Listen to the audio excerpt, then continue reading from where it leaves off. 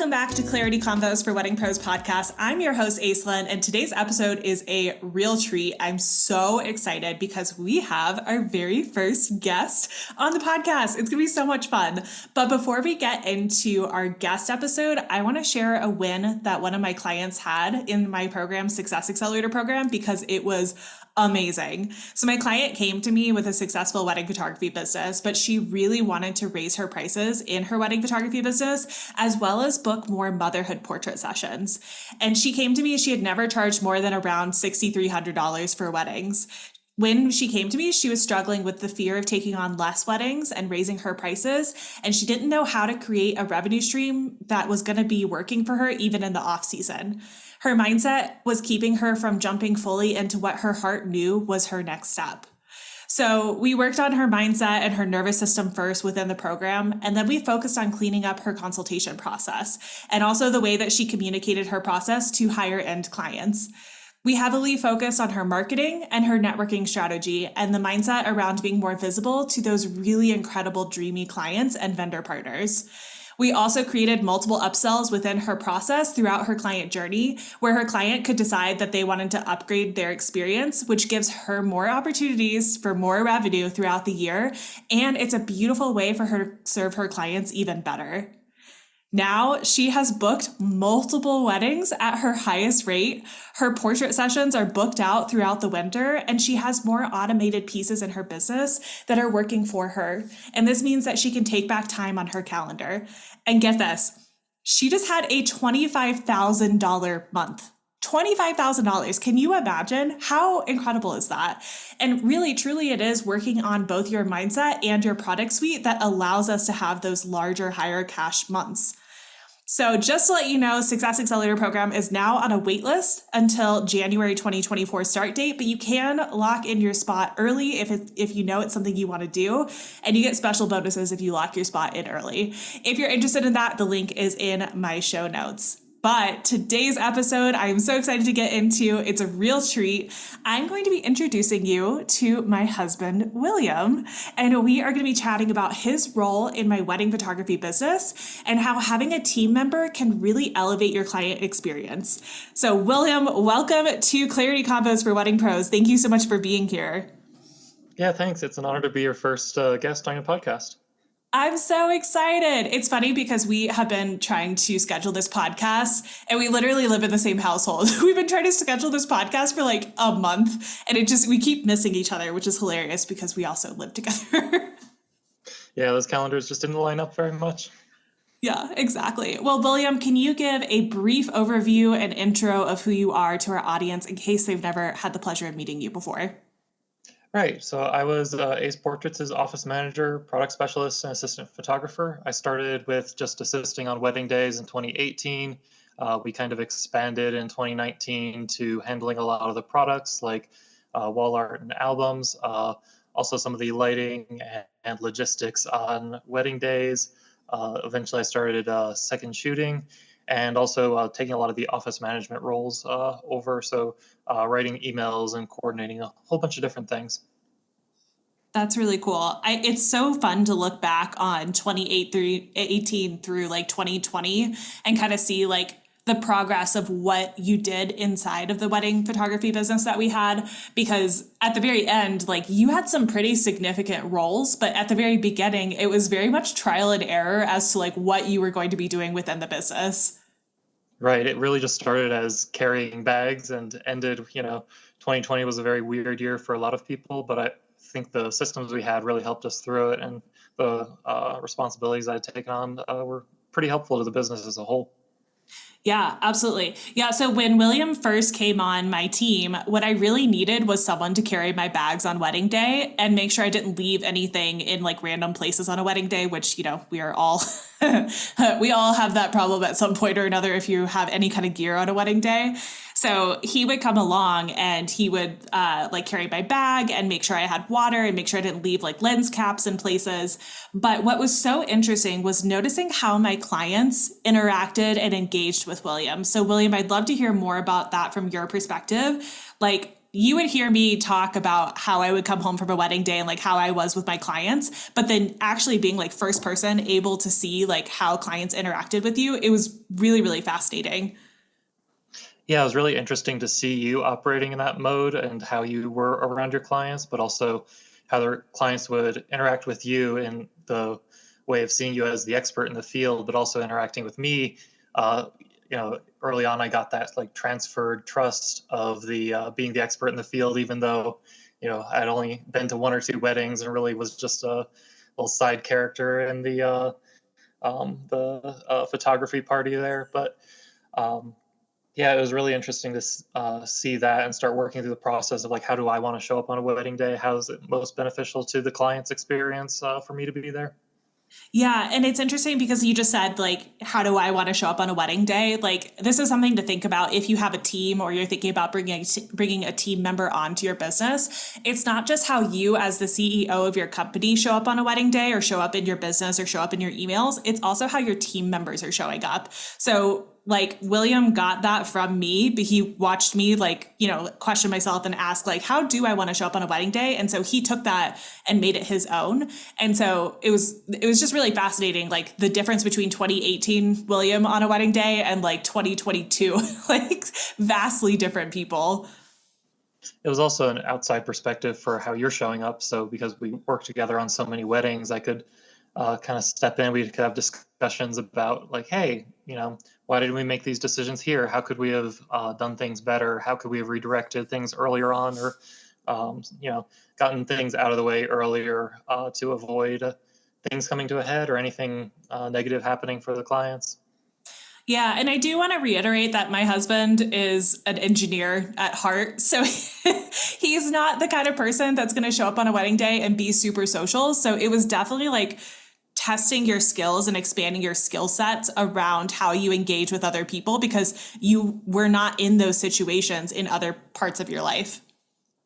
Yeah, and it really helped me expand on skills of how do I want to show up in my day job? How do I want to have social skills with that? How do I want to interact with the vast array of different people I interact with during the day?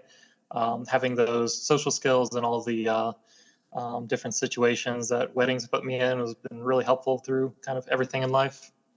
Yeah. So as we moved on from you just being bag lady at wedding days and carrying around all my stuff, as we moved on from that, we started to kind of expand the different tasks that we were giving to you and the different tasks that we were delegating to you. And it wasn't like this, like, we sat down at the kitchen table and had a long talk about it. It was like over the course of a year or over the course of like 6 months, we just kept having conversations around like, oh, okay, like, hey, could you take this on? Or hey, could you go write that email? Or hey, could handle like that consultation, take notes for me during the consultation. So it was like this very gradual process. And it was so cool because in 2019, that's when we started adding in some of kind of the like, I'd say higher responsibility tasks. So things like you knew about the products that we were selling in 2019. So let's talk a little bit more about how we brought you into the process of selling products in person, because that was the year that we started doing in-person sales and having you as the product manager. I think this was kind of the pivotal moment of like you taking on more responsibility within the business and being seen more as the expert, like alongside, almost like more like a partnership between us rather than me being your boss. Yeah, I think a lot of it comes back to we did a lot of learning together about product sales and just sales in general, and kind of figured out how A's Portraits wanted to sell things to clients. I still remember the very first one or two times trying to sell to clients. It was, kind of awkward, very awkward, but we got through that and really started understanding what worked well for us, and it was nice to be able to really focus on um, you know being an engineer, like the actual products themselves, but also being able to understand the pricing of the products and having that confidence of, I know this is a really good product. I know that the pricing is right. I know this is going to serve the clients very well. And just that, having the background sales knowledge, having the in deep knowledge of the actual products that we're selling and why we're selling and how we're selling, that really gave me the confidence to step in and make the sales with the clients. And a lot of them have been very happy with the different products that we sold. Yeah, we're sitting here in 2023 and I still have clients come back and be like, "Oh my God, our album is sitting on our table and we love it so much." And that to me is such a testament to not only like the products that we chose, but also the experience we created around selling products. Yeah, I think having the products that you trust in, like our wedding album is one of our, best products that we're selling at one point. Like we found that product that we love so much that we wanted it for our wedding album. Yeah, that's actually like a small little tip for you guys. If you're a photographer and you're selling albums, definitely make sure that you have like a top tier type of album that you can put in people's hands, almost like as an anchoring point of like, this is the like most expensive thing you could possibly buy. And then like you can show them the other products you have. So that for us, that was our wedding album. I think it was priced at like 7,000. So we would hand it to clients and be like, this is our wedding album. And it really is our wedding album. It's not like we just made that up. Like it really is our album. So we would hand it to clients and we'd be like, this product is 7,000. We just want to show you what's possible for you if this appeals to you. And it was so different than the other albums that we were selling that it really set itself apart. So that when we put the other albums in their hands, like the normal ones that we were selling in the like 2 to 4,000 range, they kind of could tell the difference between the two. And that was something that William and I worked on together was how do we make sure that our clients understand the value of what we're putting in their hands? Yeah, and it was also good to for us to understand the wedding album that we had for our album was not something you would want to have sitting on a coffee table with like little kids around. We had a lot of other albums where they get jelly on the page, you can wipe it off, but our album you would never be able to do that. It would be a restoration project to get jelly off of, but it was very good for us to be able to explain that to our clients and say, because of our lifestyles, this is the one that we went with, and we love our wedding album, and here's the options for where they are in their lives. Yeah. So that's kind of the early years of you being part of the business. I feel like that was really when things started to kind of shift more into like almost like a partnership. Like people saw us more as a husband and wife team, even though that really wasn't like necessarily the case. I still was very much the CEO of the business. But I think one of the coolest things that we were able to kind of delegate to you was our email process. So originally I had Ace Portraits as my email and everything filtered through Ace Portraits. So every parent that wanted to send me an email, every bride that wanted to send me an email, every vendor that wanted to send me an email, it all filtered through one email. So when we brought William on and I started giving him more tasks, what I did was I set up a separate email for him and it said Team at Ace Portraits and it had a cute little signature at the bottom that said Office Manager and it had like his little picture and it was his email. And so what was so cool, and William, I want to talk to you about this. What was so cool was that we were able to kind of give a little bit more separation of space between our clients and me as the CEO of the business. So William, I want to talk more about why we gave you the emails and like what those looked like and like what were some of the tough emails that we had to send through Team at Ace Portraits. Yeah, I like that you said that the coolest thing that I took over was the emails and not like, film being your second shooter, all those other things. Please take these emails from me. I can't do it anymore. Yeah, but I think that was probably the most impactful because being not the CEO, being not the creative director, not the artist in the business, I was able to approach the emails and whatever situations were arising with kind of a different perspective. I was more of a, hey, your contract says this, or hey, this is our process. And most of the time, it would be that I, write out most of the email and get all the brain work on paper, and then you just go in and edit it for voice and stuff because I have more of a engineering voice on my Yeah, emails. there were no explanation points on his emails ever, so I had to go in and add them. Yeah, there was never a smiley. It was all just noun verb style sentences. But getting the actual like, hey, here's where we stand on this out, and then having Aislinn come in and soften up the language a little bit and then send it out really took a lot of the burden off of her to not have to have the conflicting sides of being the artist, being the owner of the business, being the CEO, but also having a stand with those boundaries, which sounds a little weird. You would expect the CEO to, really want to stand firm in things, but it's a little more personal when it's your business, it's your baby. You really want to make sure everyone's happy, but in the long run, everyone's a lot happier if you are able to hold up those boundaries.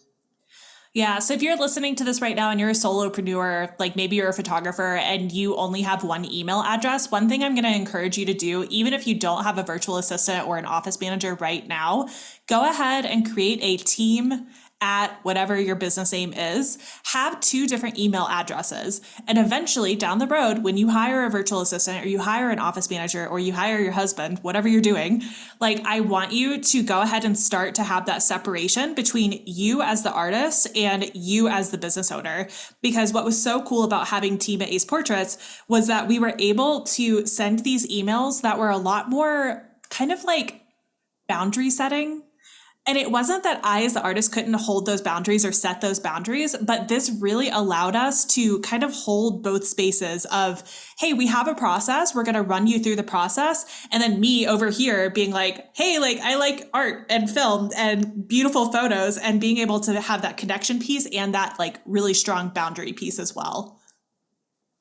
Yeah, and you don't have to make up a persona of someone that works on your team if they don't work on your team. Like you can if you want, if you're okay with that. But you could also just have it come from, you know, we had team at Ace Portraits for the email, but I was always on the email signature. But you could have just, Ace Portraits staff or whatever your business name is, staff or office manager. You don't have to necessarily make up a persona if you don't feel comfortable doing that. But I think having the person that they're able to connect with a little bit is valuable, even if it's just you wearing one of those different hats in your business.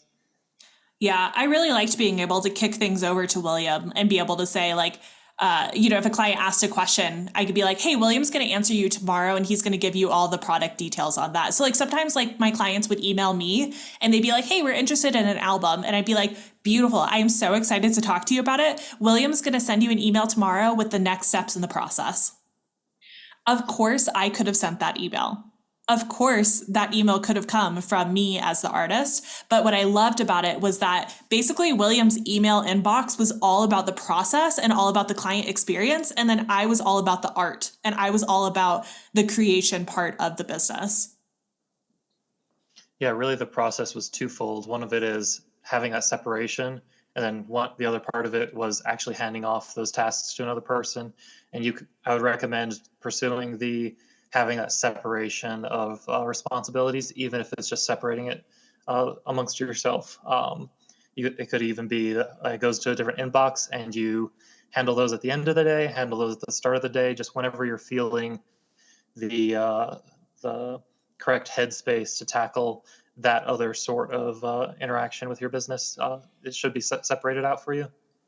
Yeah. So one of the other things that William did inside the business was he helped with the consultation process. So when we were doing consultation calls, we did consultation calls and then proposal calls. And I did not do them in person because this was a season where nobody could leave their house. So we did a lot of calls and a lot of Zoom calls. And so during the consultation process, I would be doing the actual consultation with the clients. Like I'd be the one who was like leading it and giving them the roadmap and talking to them about all the different things we're going to do with them on their wedding day. And what I had William do during consultations was he took notes. Or I was able to defer to him on a couple of different topics. So I would defer to William on things like products. I would defer to him sometimes I would defer on timeline, and then sometimes I would defer on things like logistics. So if you have someone in your business that like maybe right now they're not, like a partner, maybe they're like a virtual assistant or maybe they're like an office manager or something like that, there are different ways that you can start to incorporate them into your different sales processes that are going to be really, really helpful and also elevate your client experience, because William would take those notes on the consultation call, and then I would be able to send the clients a call notes email right after the call so that they knew exactly what we had talked about.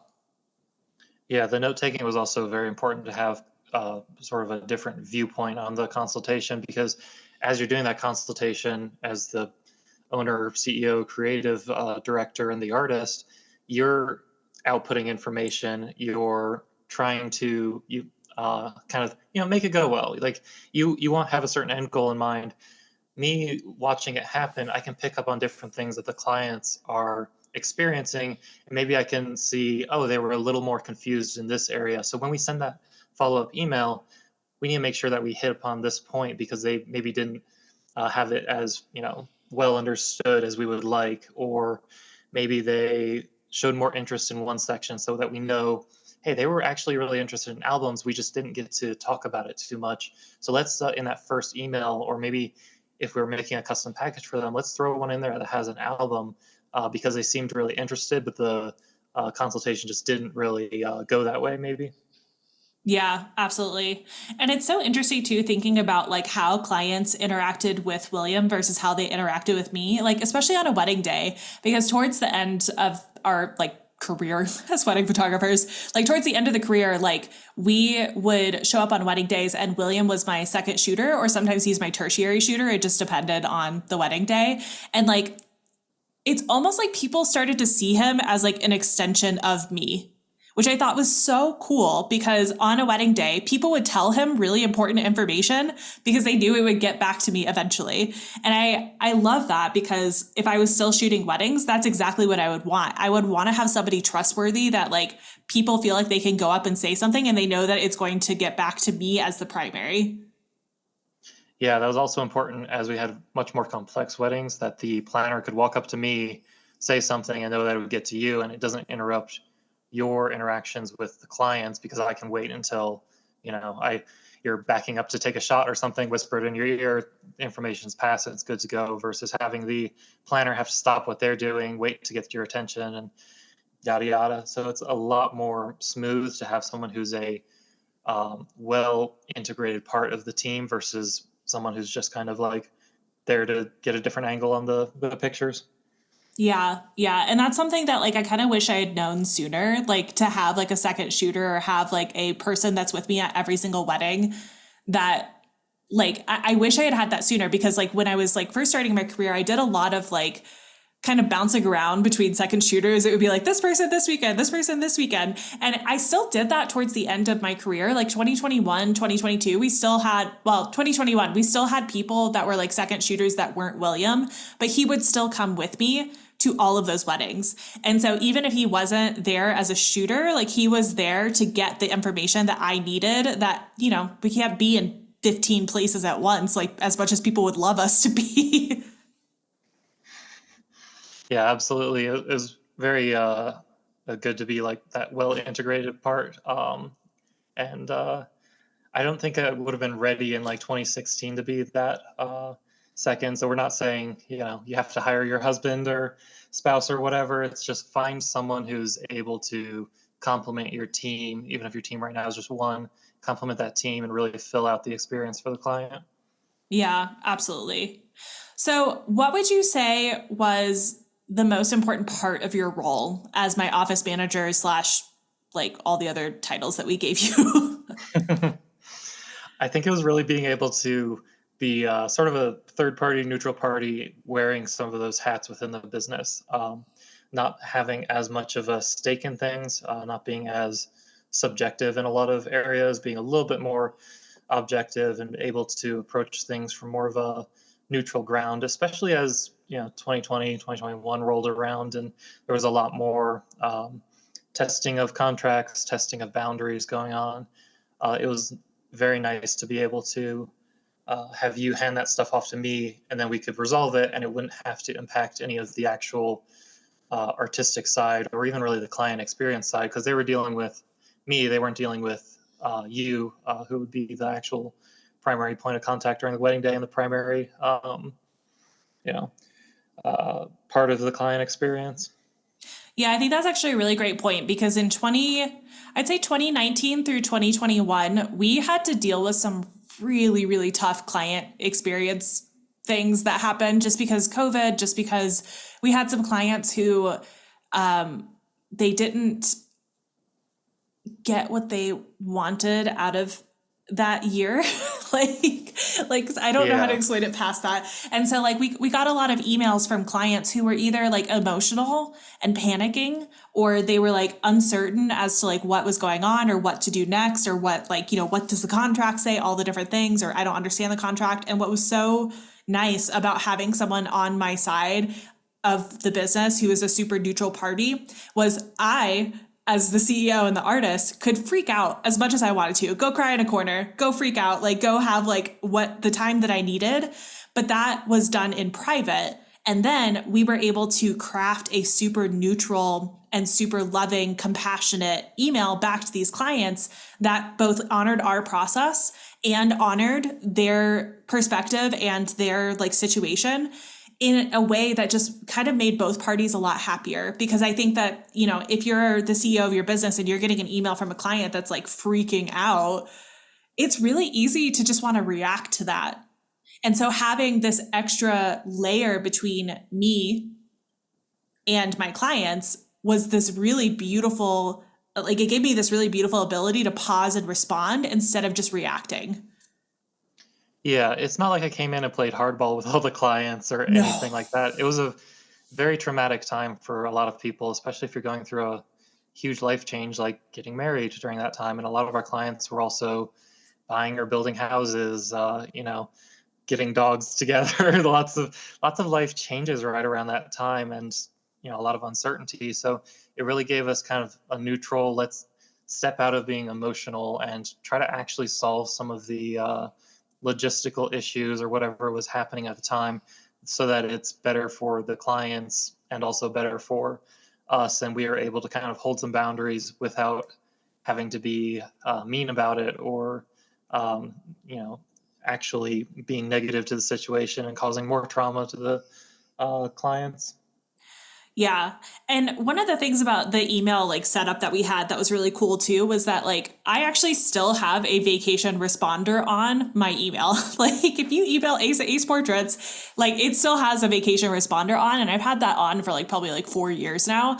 But what was so cool was that that was an extra way that we were able to give ourselves that like space to actually respond in a neutral state, because a lot of photographers and a lot of people in the wedding industry, they're going to get an email, whether it's like an emotional email or not, and they're going to answer it within 5 minutes while they're like reactive.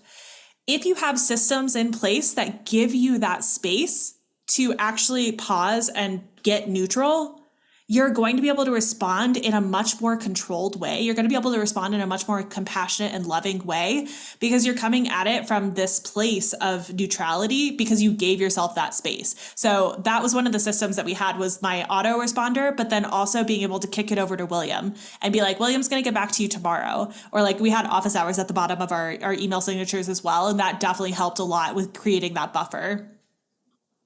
Yeah, the vacation responder was just a like, we'll get back to you within a business day or two. It's not like Aislinn went on vacation for 4 years once you hired me. That's the dream, right? Yeah, so that was a really good like initial buffer, because it kind of set some expectations. If they email you, they know, the email's been received. It'll get back to you within, I think it was like 48 hours or 2 business days, or whatever we had it set up with, and then a reminder of our office hours, so that they kind of knew not to be just sitting there waiting for an email to come back in within the first hour. And it gave us a little bit of time to figure out how we wanted to respond. Yeah. And that all came into place because we had a client who was texting us and calling us all hours of the day and night. And I told William that I was like, you know what? I can't do this anymore. This is not good. I didn't know nervous system regulation at the time, but I was like, this is literally causing me panic attacks. We need more separation between our clients being able to ask us a question and us answering that question. And so that's part of the reason why we put that in place. It's not going to be for everyone. Some people are going to be like, that sounds like hell. I'm not doing that. Good, good. Figure out what works for you and your business. This is what worked for ours, though. I do recommend having only one way of communicating, essentially, and I recommend that it's not over phone calls, just so you have a record of what you're agreeing to, what's being said, so that there's no confusion later on. So it could be text, it could be emails, it could be messages through a client portal, or even Instagram messages or something like that. But I would recommend that you don't have 5 different ways they can reach you, because they may reach out with something that's urgent, but if they do it over a phone call, you may not remember what you both said, or they may be almost entirely through email, and they text you something one day because it's top of mind, and then suddenly it's lost and you don't remember where it is. You're checking Instagram or checking the client portal, trying to find where it is when it's actually relevant. So consolidating all your communications into one thing is very important. Yeah, I absolutely agree. And when we did like have like two emails and all of a sudden we had two phones as well, we had to make sure that our clients were like inputting information in the correct places. So like if a client were texting me, I would literally text them back and be like, "Hey, I love you. Like please email me," because my brain cannot remember where I found this. So that's definitely like one of the really good pieces of information I think from this podcast episode is just consolidating your communication. And one other thing I thought about too was the call notes that we used to do. So if we did have a call with a client, it was a scheduled call. So we made sure that like our clients emailed us first and said, "Hey, can I like schedule a call this week?" And then we would schedule the call. And then after the call, we would do call notes. So I would send them an email or William would send them an email with everything we talked about. I don't know about you guys, but I have a very visual brain. If you say something to me, I'm not as likely to remember it as if you write it down and put it in an email, especially with weddings and how long we're with our clients. We really want to have those records so that we can go back and make sure that, yes, I am actually serving my client really well because I remember they said this because it is in an email. Yeah, it was very important to have that, send them an email and say like, "Hey, these are all the call notes. Is there anything else that we may have missed in the notes?" So that you both have your perspectives on that call captured. So 12 months later, when they're like, "I thought you said this," you can just say, "Okay, well, let's go back to the call notes and see what we actually agreed was said during that call." And, sometimes we were wrong, sometimes they were wrong, sometimes it was misunderstanding, misremembering. It's a very long amount of time you're with your clients, and there's also a lot going on for both sides of the equation. There's a lot of back and forth, but you're also serving a lot of other clients, and they're also getting married, and they have a lot of life changes going on all at the same time. Yeah. I really feel like the most important part of your role in Ace Portraits was like the ability to create a buffer between us and the clients as far as like being able to respond. But also I really feel like it elevated the client experience. And when I say like putting a buffer between us and the clients, I'm not saying that as in like I never want to talk to my clients because that is not the case. I love and adore my clients.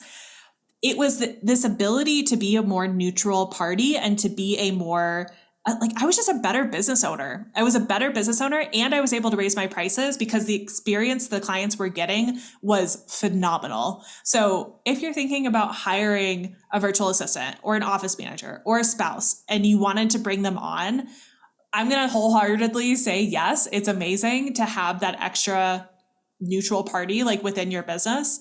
So William, I'd love to hear from you. If listeners are thinking about hiring someone, they're thinking about hiring a virtual assistant or an office manager or maybe a spouse, what would you tell them? Well, since I no longer work for you, I'm free and available to hire. So no, it's really finding someone who has a similar voice and set of values to your business, so that they seamlessly integrate in. They have to. You don't want to have to edit every single thing that they write, or you're sitting there hearing them talk and you're regretting hiring them or anything like that. You really want to make sure that they can go off and be an autonomous unit when needed and can represent your business to how you want it to be represented, and that they're able to go off and that you can trust that they're doing their job and that you can trust they're showing up in the way that you want your business to show up. Yeah. It's interesting because like you were like in my business for like 4 or 5 years. I don't remember how many years it was, but you were in it for so long and now I'm a business coach and mindset coach. Like you're not answering emails for me anymore and like you're not part of my business right now. And it's interesting to me because I'm like, I wonder how I could bring you in to the new business because I feel like my client experience is phenomenal as it is right now, like within my coaching business. But I'm like, oh, what if we brought in William? Like, how would that change? Like, what would we do differently? Right. And you have a lot of different processes now that you're a business coach. So, I wouldn't be doing some of the things that I was doing with wedding clients because you have a lot more clients now and they're lower touch with some of them. So, you have actual business processes set up to automate some emails and other things that you've worked with, other office managers to set up. So, it would be interesting to see how I could fit in and what my benefit could be there. Yeah, it's definitely been on my mind because I think it would be so fun to bring you in. I've actually had William come into Success Accelerator program to some of the calls to explain like our sales process, and he explained in-person sales. What else did we do? Was that it? That was it so far. We were planning another course on some in-person sales things, but I could talk for hours about in-person sales. There's so many lessons learned, and it's really it's really interesting to see each business go out and each business owner and artist go out and like find where their niche is, because we had certain niches. Like we did a lot of wall art and albums, but there's a lot of other products that people sell. Most of our albums were like full up wedding albums, but there's a lot of other little things that you can pursue that we just kind of never did. Yeah. If you guys are listening to this and you're like, oh man, I would love to hear an episode about in-person sales and you'd like us to do another guest episode with William about that, let me know. Send me a DM on Instagram at Aislinn Eileen Coaching, or send me an email at hello@AislinnEileen, because I'd love to do more of these episodes, and I'd love to do more of them on topics that are really important to you. All right, William, thank you so much for being on the podcast today. It was such a pleasure to be able to interview you, and it was really fun to go back and talk about our years as wedding photographers and like how you were part of the team. I am so appreciative of you coming on here today. If you guys loved this episode, please let me know. You can send me a DM. And William, I'd love to hear from you, like final words, any final words you have from anyone who's listening today. Well, it was fun to reminisce about all the things I've done, but it's really interesting to see what you've been doing as a coach and all of the client journeys that you've had. It's been interesting to have kind of first and second hand knowledge of what other people's business journeys have been. So yeah, that's been neat. I forgot to mention, William, tell them like your like most proud moments from being inside of Ace Portraits, because there's a couple of really cool ones. Oh, I think you have some in mind, but I I got published as and Martha Stewart as your second, like one or two of my images got picked for Martha Stewart's online publication. That was kind of cool. I put it on my resume when I was switching engineering jobs, and they thought it was really cool too. I love that. That was like one of the moments that like when it happened and his like one of his images got into Martha Stewart, I was like, wow, you are doing things that most people like put on their vision boards for like years and years and years, and you're just like casually in Martha Stewart. That shot was very interesting too, because I distinctly remember taking it. It was like you and I were switching like left to right sides, and I was just like, oh man, the light's really cool. And I just kind of like had the film camera and like almost over my shoulder, just like click, and, and that one got picked. Yeah, I love that. Yeah, God, that wedding was gorgeous. I am so grateful that you were on the podcast today. We will be doing more of these episodes, so if you guys loved it, please let me know. William, thank you again for being on the podcast, and I will see you guys on the next episode.